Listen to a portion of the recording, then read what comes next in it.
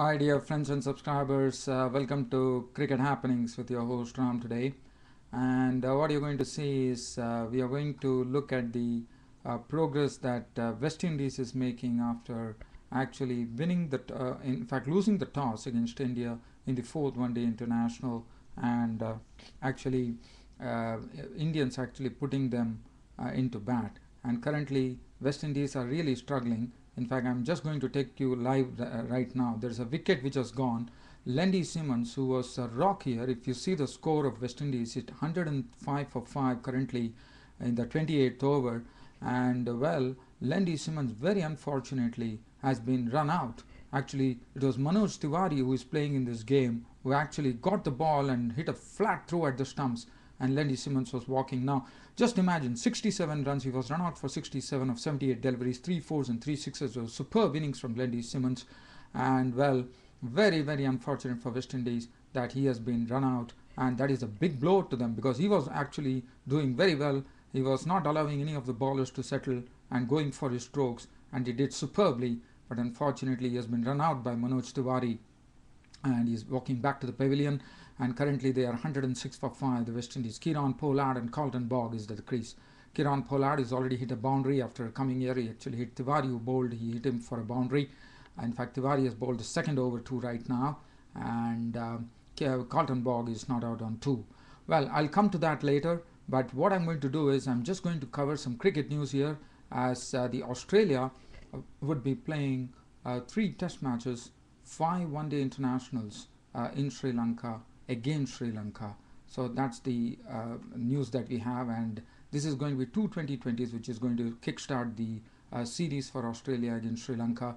August 6th would be the first match at Palakhele, 8th would be another second match, and then they have the one-day internationals being played, 5 one-day internationals, August 10 to August 22, where the 5th ODI would be played, and the test series starts. Will be a 3-test series. The first test starts on 31st of August, and the 2 ends on September the 20th, when the third test at Colombo would get over.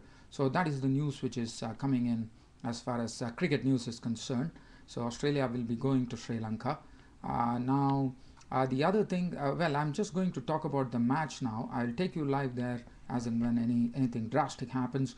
Actually, India won the toss. Now, as you know, India have already wrapped up this one-day series. They are 3-0, so they definitely had room for experimentation. It was expected, and Suresh Raina already told that in the post-match conference after the match, and well, he lived by that by actually including 3 people there. One is Manoj Tiwari, who came into the team. Ishan Sharma came into the team, and also there was an opportunity for Ravi Chandran Ashwin. The persons who were arrested today were Munaf Patel, and let me see who it is. Yes, Virat Kohli is going to open the batting, so there is no the opener Shikhar Dhawan is also missing. He has been rested, and the spinner Harbhajan Singh has also been given rest. So as far as West Indies were concerned, they made 2 changes. They had Darren Bravo coming in, and Danza Hayat actually opening the batting for them. So that was the change that did, and there is no Devendra Bishu, was looking promising leg spinner. I would have been a bit surprised that Devendra Bishu was not there, but they went for right arm leg spinner Anthony Martin. Well, so West Indies actually lost the toss, were put into bat by Indians, and Simmons and Hayat opened the innings. But well, Ishan Sharma picked up a wicket in the second over itself when Danza Hayat was caught by Tiwari of the bowling of Ishan Sharma for 1. So Danza Hayat did not have it good over here. Sarwan came in, and Sarwan was, he played the ball in the air. Tiwari took the catch, and Praveen Kumar was the bowler. So India had actually really, rocked West Indies with 2 wickets early on, and then Lendy Simmons and Darren Bravo got into a very good stand.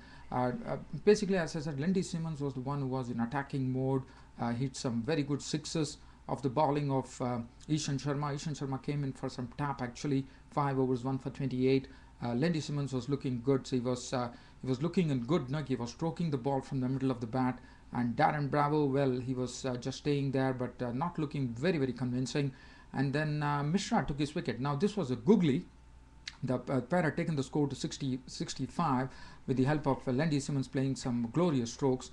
But at the score of 65 in the 16th over, Amit Mishra the nemesis of the West Indies in this whole series, actually produced a beautiful googly in the back of the hand stuff, and that googly actually was what Darren Bravo couldn't read, and well, he ended up giving a catch in fact, he was caught by Tiwari of the bowling of Mishra for 15, and then another googly from Amit Mishra claimed the wicket of Marlon Samuels. He couldn't read the googly, and Marlon Samuels was hit on the pad. Up went the umpire Malcolm's finger, and Marlon Samuels was gone. LBW Mishra for 8, and West Indies were in real trouble there.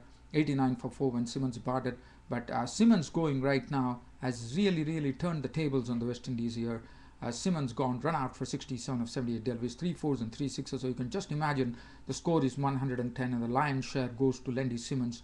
The way he has actually played the bowling today, 67 was a wonderful innings.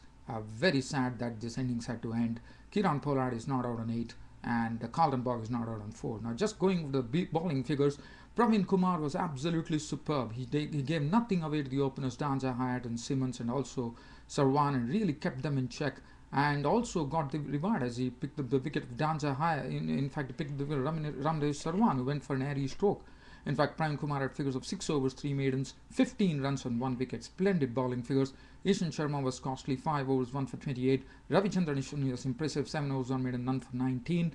Amit Mishra bowled 6 overs, 3 maidens, 20 runs and 2 wickets. He kept on plugging on, and well, he has always been rewarded. Yusuf Pathan, 3 overs, none for 16, and Manoj Tiwari, 2 overs for 12 runs.